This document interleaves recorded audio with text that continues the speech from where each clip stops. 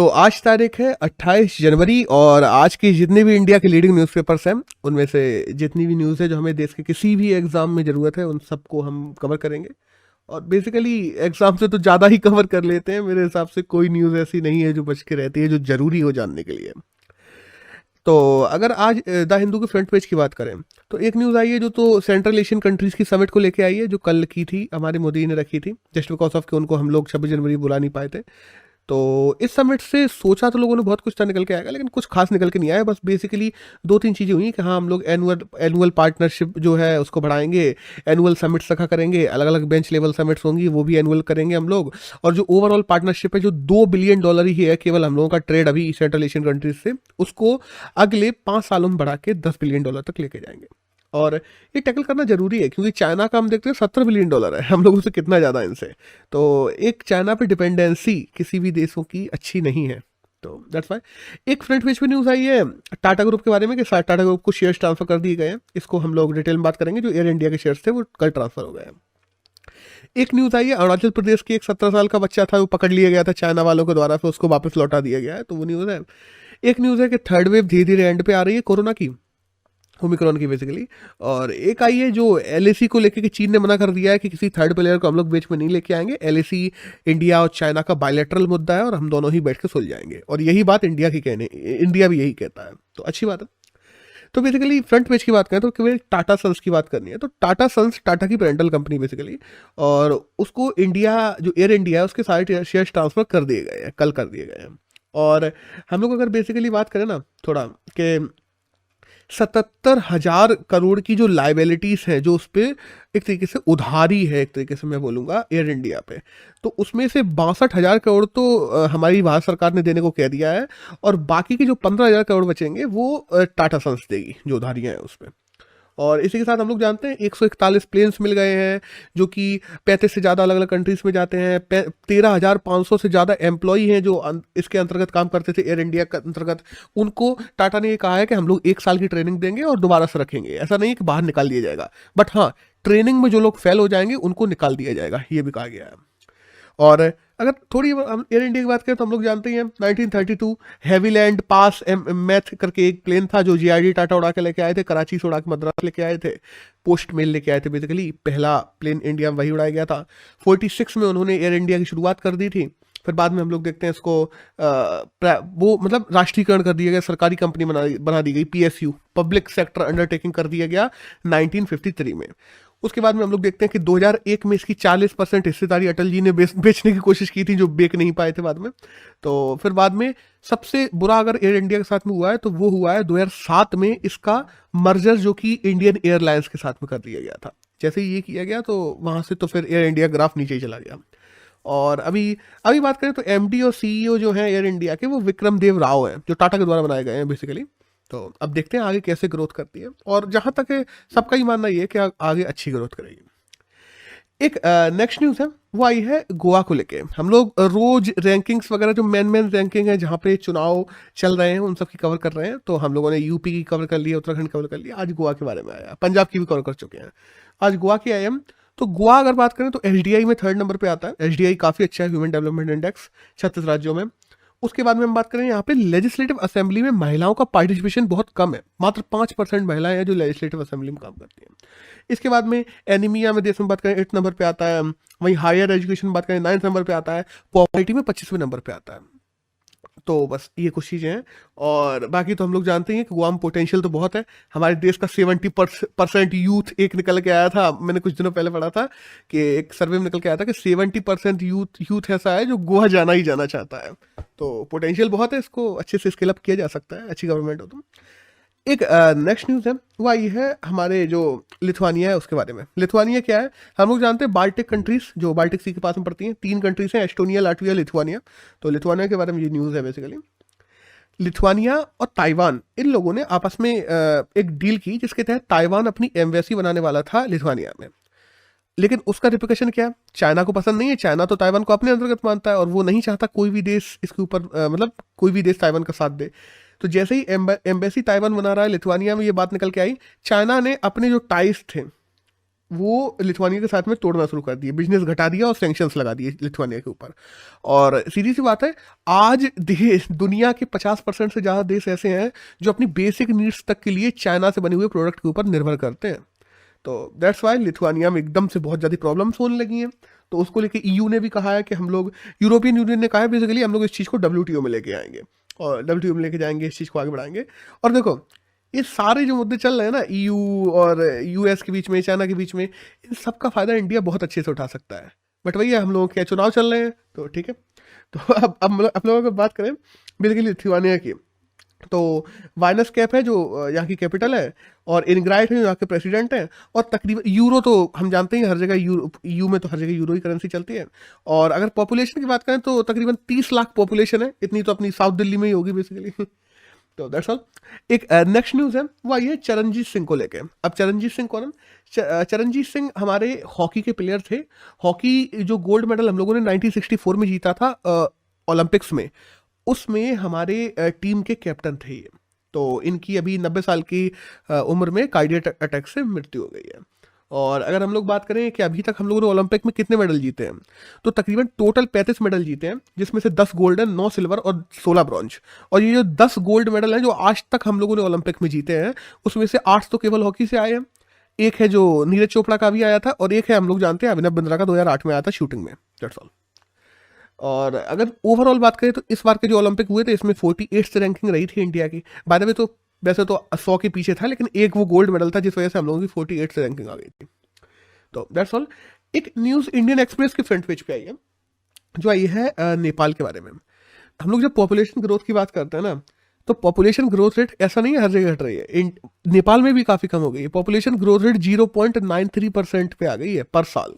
तो ओवरऑल नेपाल की पॉपुलेशन भी रिप्लेसेबल हो चुकी है, ये कहा जा सकता है। नेपाल ने भी अपनी, क्योंकि सभी देश जो पढ़ रहे हैं, थोड़ा समझ रहे हैं, वो समझ पा रहे हैं कि हाँ, पॉपुलेशन बढ़ाने से कुछ नहीं होगा। तो सीधी सी बात है, सब लोगों में अवेयरनेस आ रही है। और नेपाल हम लोग जानते हैं, काठमांडू यहाँ की जो कैपिटल है वो है, और जो रिंदिया देवी भंडारी हैं वो यहाँ के प्रेसिडेंट हैं, हम लोग जानते हैं। और 1930 में 1930 में नेपाल ट्रीटी हुई थी जो इंडिया के साथ में हुई थी, जिसके चलते हुए इंडिया का जो रुपया है मतलब वही नेपाल में यूज में लिया जाता है। बट इवन दो नेपाल में हर चीज़ ज़्यादा महंगी है, क्योंकि नेपाल में प्रोडक्शन बहुत कम है। एक गाड़ी भी अगर मंगानी होती है तो उन्हें बाहर से इंपोर्ट करनी पड़ती है। दैट्स वाई एक मोटरसाइकिल जो इंडिया में 1 लाख की मिल जाएगी, वो नेपाल में 3 लाख तक की मिलती है। तो दैट्स ऑल। एक और नेपाल की पॉपुलेशन 3 करोड़ है, तो बहुत ही कम है बेसिकली। एक नेक्स्ट न्यूज़ है वो आई है वर्ल्ड हॉलोकॉस्ट डे को लेके। हॉलोकॉस्ट बेसिकली जो हिटलर के द्वारा किया गया था, उसका ये डे मनाया जाता है हर साल, तो ये आज है। और अगर हम लोग बात करें तो इसमें 60 लाख जूइश थे, 60 लाख तो जूइश थे, और उसके बाद में 1 करोड़ अदर पॉपुलेशन भी थी। तो तकरीबन 1.5 करोड़ से ज़्यादा लोगों को मार दिया गया था हिटलर और नाजीज के द्वारा। तो और ये बेसिकली मैसेकेयर 1941 और 45 के बीच में चला था। और फिर ये पूरे मैसेकर को रोकने के लिए बाद में हम लोग देखते हैं जो रेड आर्मी आती है USSR के द्वारा भेजी जाती है, तब इसको रोका जाता है। और 2005 से UN ने ये डे मनाना शुरू किया था, जो आज तक मनाया जा रहा है। That's all. एक नेक्स्ट न्यूज़ है वो आई है इंडियन इन्वायरमेंट सर्विसेज के बारे में, कि अभी सुप्रीम कोर्ट ने कहा है कि जो इंडियन इन्वायरमेंट सर्विस है, जैसे IAS है, IPS है, IFS है, ऐसे IES भी बनाया जाए। तो इसके बारे में सुप्रीम कोर्ट ने कहा है सरकार से कि इसको बनाने की मांग तो 2014 से चल रही है। 2014 में कमेटी ने कहा भी था बनाई जाए, जिस कमेटी की पूरी अनुशंसाओं को नकार दिया गया था सरकार के द्वारा। तो सुप्रीम कोर्ट ने सरकार से पूछा है कि अभी तक क्यों नहीं बनाई गई और क्या चल रहा है इस पे। और बाय द वे इस पे ही एडिटोरियल आया है आज का, तो हम लोग इसको डिटेल में भी कवर करेंगे आगे। एक नेक्स्ट न्यूज़ है जो आई है सर्बिया के बारे में। हाँ, बाय द वे पहले तो ये समझ लें कि सर्बिया और साइबेरिया दोनों अलग है। साइबेरिया एक एरिया का नाम है और सर्बिया एक देश का नाम है। सर्बिया बेसिकली ईस्टर्न यूरोप का एक देश है। तो अभी हुआ क्या सर्बिया में? सर्बिया में लिथियम माइनिंग करने के लिए वहाँ पे लाइसेंस दे दिए गए थे बाहर की कंपनियों को। मतलब ऐसा मान लो बेसिकली $2.4 बिलियन का लाइसेंस दिया गया था एक कंपनी को वहाँ पे लिथियम माइन करने के लिए, जो कि तकरीबन 58,000 टन लिथियम माइन करती, जो तकरीबन 1 साल के लिए 1 मिलियन से ज़्यादा गाड़ियों को चलाने के लिए बहुत है। 1 मिलियन गाड़ियाँ मतलब उस लिथियम से बनी हुई बैटरीज पे चल सकती हैं। तो बेसिकली जैसे ही ये चीज़ शुरू हुई है, वहाँ पे बहुत ज़्यादा प्रोटेस्ट होने लगे हैं और इस पूरे ही चीज़ को सीज करना पड़ा है और रोकना पड़ा है इस पूरी डील को सरकार को। अब ये किस वजह से रोकना पड़ा? प्रोटेस्ट इसलिए हो रहे हैं क्योंकि वहाँ का जो ड्रिंकिंग वाटर है वो लिथियम माइनिंग से खराब होता जा रहा है। वहाँ पे वैसे ही ड्रिंकिंग वाटर बहुत कम है। हम लोग जब बात करते हैं ना सर्बिया की, तो टॉप 10 मोस्ट पॉल्यूटेड कंट्रीज में से एक आता है। इसके बाद भी सर्बिया में अगर ऐसी चीज़ें होती हैं तो वो सर्बिया के लोगों के लिए और ओवरऑल इकोसिस्टम के लिए बहुत ज़्यादा नुकसानदायक है, जिसके चलते वहाँ पे बहुत मास प्रोटेस्ट देखे जा रहे हैं, छोटे मोटे नहीं। हाँ, ये है कि वो प्रोटेस्ट अभी तक ऐसे नहीं हुए हैं कि उसमें वायलेंस हो रहा हो, आराम से चल रहे हैं, लेकिन हाँ प्रोटेस्ट बहुत मास हो रहे हैं, जिस वजह से वहाँ की सरकार ने ये पूरे प्रोजेक्ट्स को रोक दिया है। तो दैट्स ऑल। और हाँ, अगर सर्बिया की बात करें तो बेलग्रेड यहाँ की कैपिटल है और एना है जो यहाँ की प्रेसिडेंट है, वो पीएम है इस समय। एक नेक्स्ट न्यूज़ की बात करें, वो आई है जम्मू कश्मीर के बारे में। जम्मू कश्मीर में अभी क्या हो रहा है? जम्मू कश्मीर में एक department of administration reform and public grievance बनाया जा रहा है, जिसका नाम है DARPG, बेसिकली डार्ज कहा जाता है। तो DARPG ये डिपार्टमेंट बनाया जा रहा है। इसमें होगा क्या? बहुत सारे ऐसे डिपार्टमेंट्स हैं जिनको एक साथ में जोड़ा जा रहा है और ये एक डिपार्टमेंट बनाया जाएगा जो जम्मू कश्मीर में चलने वाले हर प्रोजेक्ट की प्रोग्रेस, चाहे कोई भी प्रोजेक्ट हो, उन सब की मॉनिटरिंग करेगा और उस सब की जांच रखेगा। और बेसिकली यहाँ की सेक्रेटरीट भी है जिसको पेपरलेस किया जा रहा है, साथ साथ में इन्वेस्टमेंट को बढ़ाने की कोशिश भी की जा रही है। और देखो, और जो डिपार्टमेंट बनाया गया है DARPG, ये किसके अंतर्गत आता है? ये आता है department ministry of personnel public grievances and pensions के अंतर्गत, जो कि किसके अंतर्गत आता है? जो आता है होम मिनिस्ट्री के अंतर्गत। और होम मिनिस्ट्री किसके पास में? अमित शाह के पास में। तो बेसिकली अगर बात की जाए तो अपने जो मोटा भाई है वो सारे प्रोजेक्ट जितने भी चल रहे हैं जम्मू कश्मीर में, अब उनको अप्रत्यक्ष रूप से अब पूरी पैठ रहेगी उनकी वहां पे। तो दैट्स ऑल। और अगर देखो जम्मू कश्मीर की बात करते हैं ना, 370 और 35 से हटाने के बाद में जिस हिसाब के सपने दिखाए गए थे पिछले 3 साल में, वो बिल्कुल पूरे नहीं हुए हैं। जम्मू कश्मीर का ओवरऑल ट्रेड बहुत ड्रास्टिकली गिरा है। वहां पे 70% तक ट्रेवल एंड टूरिज्म, चलो हम कोरोना की बात ही कर ले, तो ओवरऑल जो ट्रेड भी होता था, थोड़ा बहुत ट्रेड वहां पे लोग पाकिस्तान वगैरह से भी करते थे, वो सब भी रोक दिया गया है। तो जम्मू कश्मीर में एक तो वहां की खुद की हालत है, दूसरा पाकिस्तान से भी ट्रेड रुक जाना हम लोगों का, इन सब ने वहां की ओवरऑल इकोनॉमी को बहुत बड़ा धक्का पहुंचाया है और जिसको रिवाइव करने की कोशिश की जा रही है। बट क्या ये कोशिश काफ़ी है, ये तो आगे वाला समय ही बताएगा। एक नेक्स्ट न्यूज़ है जो आया है, हमारा जो इलेक्ट्रॉनिक्स मार्केट का, हम लोगों ने कल भी बात की थी इसके बारे में कि हम लोगों का जो इलेक्ट्रॉनिक मार्केट है वो मिनिस्ट्री ऑफ इलेक्ट्रॉनिक्स अफेयर्स के द्वारा 2026 तक 300 बिलियन करने का लक्ष्य रखा गया है, $300 बिलियन का। तो $300 बिलियन का हम लोग मतलब चीज़ें बनाएंगे और उनको एक्सपोर्ट करेंगे बेसिकली। तो ये रोड मैप अगले 5 साल का रोड मैप है जो कल हमारी मिनिस्ट्री ऑफ इलेक्ट्रॉनिक्स के द्वारा प्रस्तुत कर दिया गया है। अब देखो कितना बड़ी कॉन्ट्रडिक्शन है इसमें कि जो लक्ष्य हमारा था वो था 2025 तक, जो 2014 में मोदी जी ने आते हुए लक्ष्य रखा था कि 2025 तक हम इस मार्केट को $400 बिलियन पे लेके जाएंगे, और अब जो लक्ष्य बदल दिया गया है वो है 2026 तक $300 बिलियन का। लेकिन वही है, हर चीज़ का ठीकरा कोरोना के मूड पे फोड़ा जाएगा तो हो गया, ठीक है। हाँ, उसका असर पड़ा है लेकिन इतना ड्रास्टिक असर भी नहीं था देखा जाए तो, क्योंकि इलेक्ट्रॉनिक मार्केट्स हम लोग जब बात करते हैं इंटरनेशनली तो वो बढ़ा ही है, इवन दो कोरोना में भी। तो देखते हैं क्या होता है। तो न्यूज़ तो यही थी। एक ही एडिटोरियल आज अच्छा आया है जो कि आया है ऑल इंडियन इन्वायरमेंटल सर्विसेज पे, तो इसके बारे में हम लोग डिटेल में बात करते हैं। देखो, पहले हम बात करें कि ऑल इंडिया इन्वायरमेंट सर्विस की जरूरत ही क्या है। सबसे पहले तो हम देखते हैं इन्वायरमेंटल डैमेज बहुत ज़्यादा हो रहा है, क्लाइमेट चेंज बहुत ज़्यादा हो रहा है। हमारी इस समय इंडिया में जितने भी इन्वायरमेंटल प्रॉब्लम्स है वो कौन देखती है? हमें मिनिस्ट्री ऑफ इन्वायरमेंट देखती है। उसके अंतर्गत कौन है? ब्यूरोक्रेट्स बैठे हैं, एक्सपर्ट्स को बुला लिया जाता है। जब भी कोई भी नया लॉ फॉर्म किया जाता है तो ब्यूरोक्रेट्स और एक्सपर्ट्स मिलकर लॉ को फॉर्म करते हैं, फिर मिनिस्ट्री उसको लेके जाती है आगे और मिनिस्ट्री के द्वारा उसको इम्प्लीमेंट करवाया जाता है। जब संसद से वो बन के आ जाता है तो फिर बाद में जो यही ब्यूरोक्रेसी उसको इम्प्लीमेंटेशन करवाती है। बट ये इम्प्लीमेंटेशन इफेक्टिव इम्प्लीमेंटेशन नहीं है, और यही प्रॉब्लम आ रही है ओवरऑल, क्योंकि जो ब्यूरोक्रेट्स वहां पे कम पड़ जा रहे हैं, कम, इवन तो कम नहीं, योग्यता में कम पड़ जा रहे हैं। प्रॉब्लम यहां पे आ रही है। अब देखो हो कैसे रहा ओवरऑल पूरी, अगर हम लोग हिस्टोरिकल टाइमलाइन की बात करें ऑल इंडिया एनवायरमेंटल सर्विसेज की, 2014 में एक कमेटी बनाई गई थी जिसका नाम था TRS सुब्रमण्यम कमेटी। अब ये TRS सुब्रमण्यम कमेटी ने क्या किया था, संस्तुतियां दी थी जिसमें कहा गया था कि इंडियन एनवायरमेंटल सर्विसेज है उनको बनाया जाए, जिसको पूरे तरीके से नकार दिया गया था। किसके द्वारा? केंद्र सरकार के द्वारा। केंद्र सरकार ने कहा कि नहीं, ये सर्विसेज नहीं बनेगी।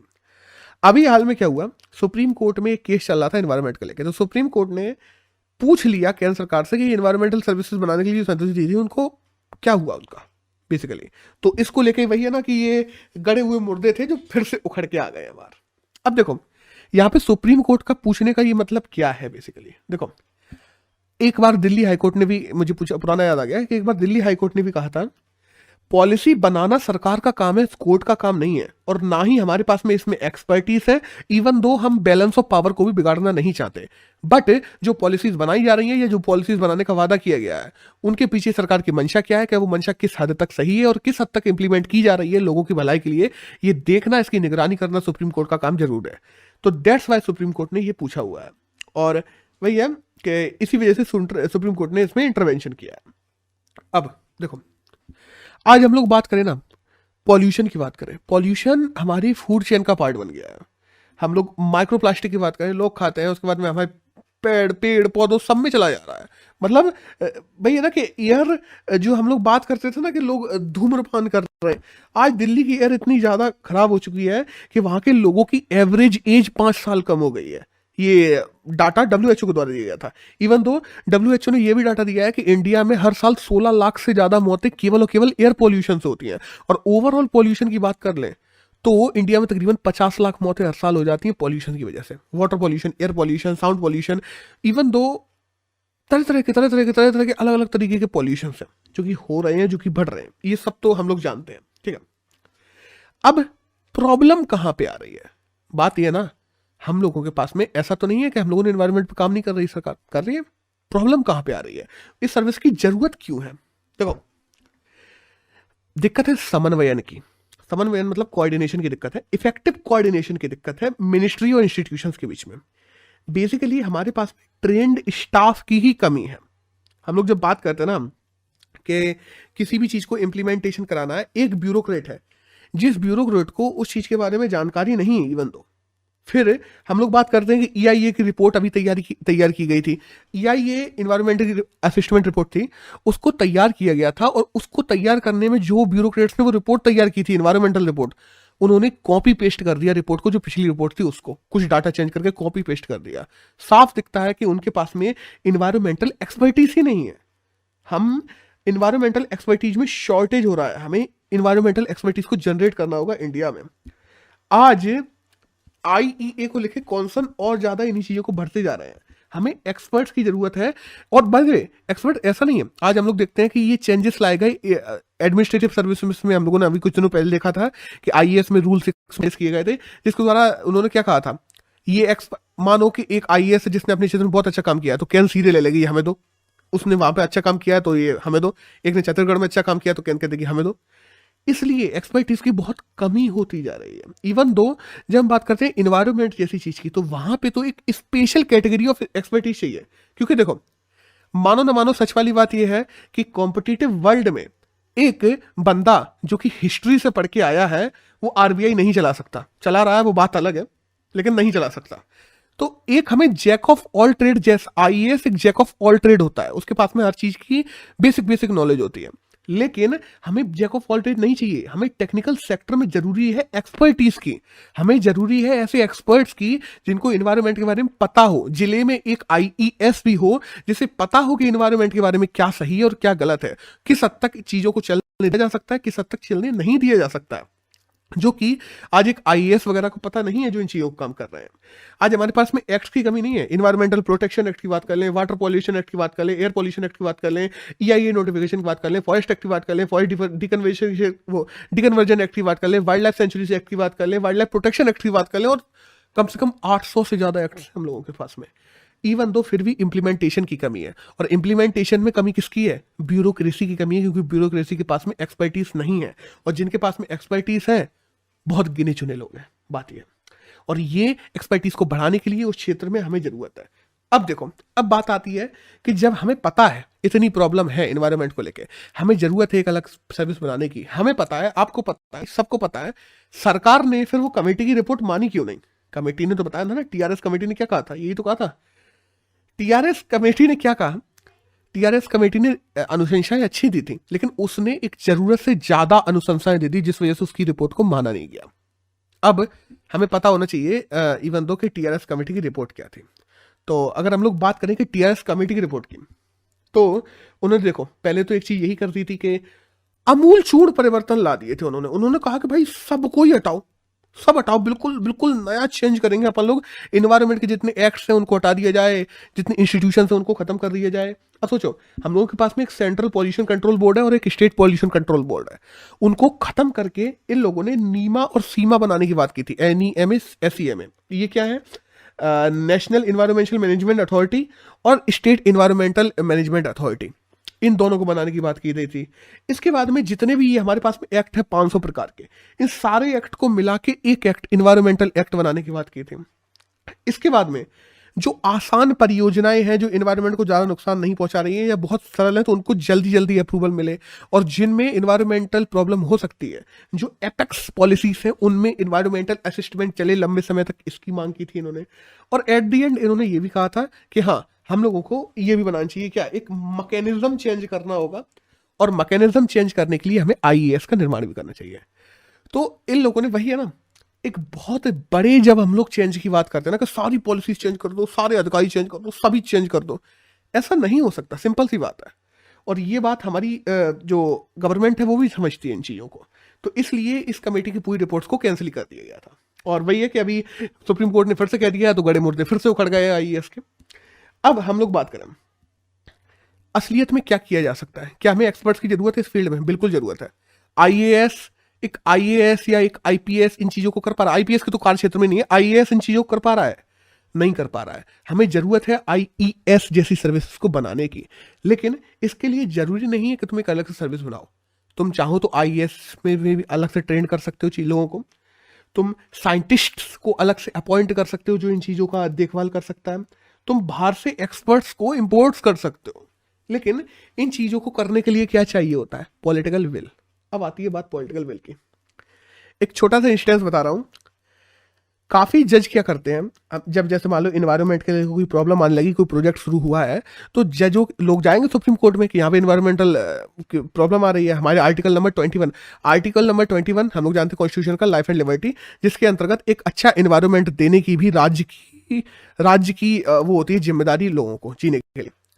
तो लोग जाते हैं सुप्रीम कोर्ट के पास में, कि सुप्रीम कोर्ट को बताते हैं कि यहाँ पे इन्वायरमेंट का नुकसान ज्यादा हो रहा है। तो सुप्रीम कोर्ट क्या करता है? उस पूरे प्रोजेक्ट पे स्टे लगा देता है। अभी हमारे केंद्र सरकार ने पता क्या किया था? ऐसे जज लोग, जो लोग इन्वायरमेंट का मतलब मुद्दा लेके देश की प्रगति को रोक देते हैं, देश में प्रोजेक्ट चल रहे हैं, उनसे काफी लोगों को फायदा हो सकता था, उनको रोक देते हैं जस्ट बिकॉज ऑफ एनवायरमेंट।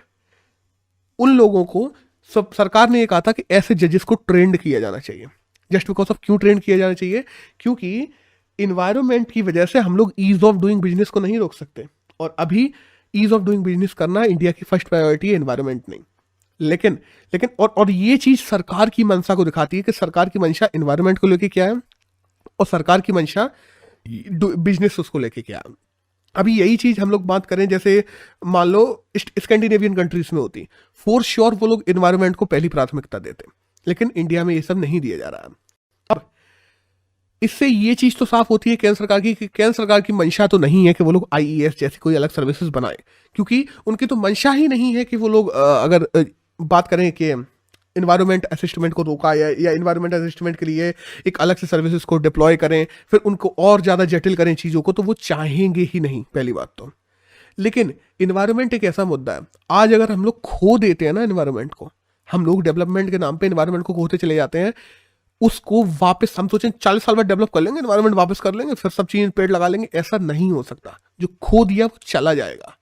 तो प्रॉब्लम ये है कि ये चीजें हो रही हैं और इनको अभी सॉल्व करने की जरूरत है, और इसमें पूरी बात आती है पॉलिटिकल विल की। और इस सरकार के पास में पॉलिटिकल विल की बात की जाए इन्वायरमेंट को लेके, फॉर श्योर हमारे मोदी जी पंचामृत की बात कर देते हैं ग्लासगो में जाके कि ये 5 चीजें हम करेंगे, हम लोग रिन्यूएबल रिसोर्सेज पे ये काम करेंगे, इस पे वो काम करेंगे।